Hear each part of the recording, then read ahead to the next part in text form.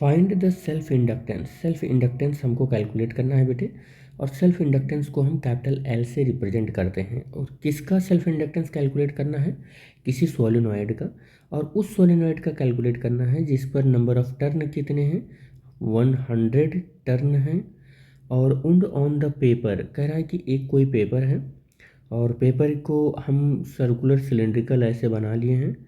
उसके ऊपर हमने वायर का कितना टर्न किया है, 100 टर्न किया है। और अब ये सोलेनॉइड बन गया है। और कह रहा है कि पेपर ट्यूब ऑफ द, और जो पेपर ट्यूब है उसकी length L is equal to 25 centimetre है। तो 25 सेंटीमीटर का मतलब होगा कि लेंथ ऑफ सोलेनॉइड है। और रेडियस इसकी कितनी है? तो रेडियस बेटे अपने पास 4 सेंटीमीटर है। तो यहाँ पर ये 4 सेंटीमीटर को 4 इंटू 10⁻⁻² करेंगे तो मीटर में कन्वर्ट हो जाएगा। और लेंथ को 25 इंटू 10⁻⁻² करेंगे तो मीटर में कन्वर्ट हो जाएगा।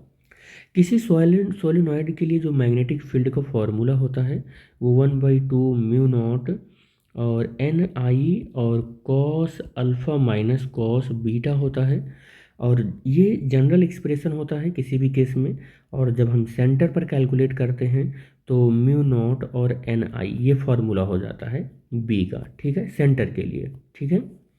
और अगर मैं एंड पर कैलकुलेट करूँ तो 1/2 म्यू नॉट एन आई हो जाता है एंड के लिए। किसके लिए हो जाता है? एंड के लिए हो जाता है। ये सेंटर के लिए हो जाता है। ये मैग्नेटिक फील्ड की का फार्मूला लिख रहा हूँ, ठीक है। और अगर मैं सोलेनॉइड के लिए सेल्फ इंडक्टेंस लिखूँ तो self inductance L is equal to mu naught N square A L होता है। ये कब के लिए होता है? जब सोलेनॉइड के कोर के अंदर एयर हो या वैक्यूम हो तब के लिए ये हो जाता है, ठीक है।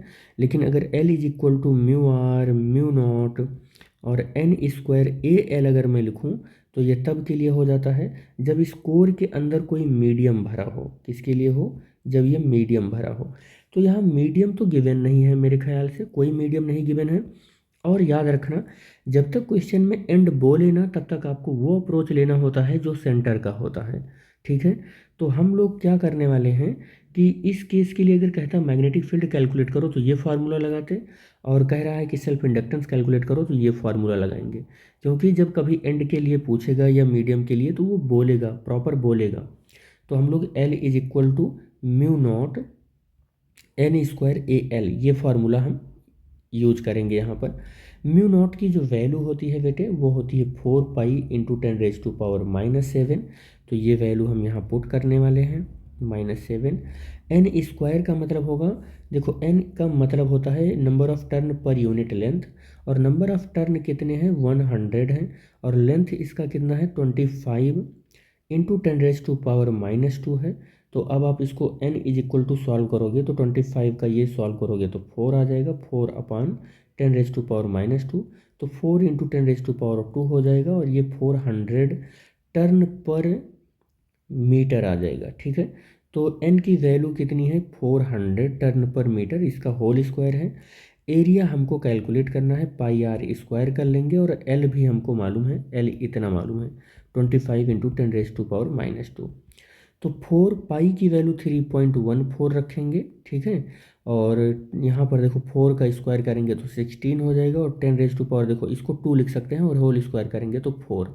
और पाई की वैल्यू 3.14। आर की वैल्यू रख लेंगे, आर की वैल्यू ये है। तो 4 इंटू 10⁻² का होल स्क्वायर है 25 इंटू 10⁻²।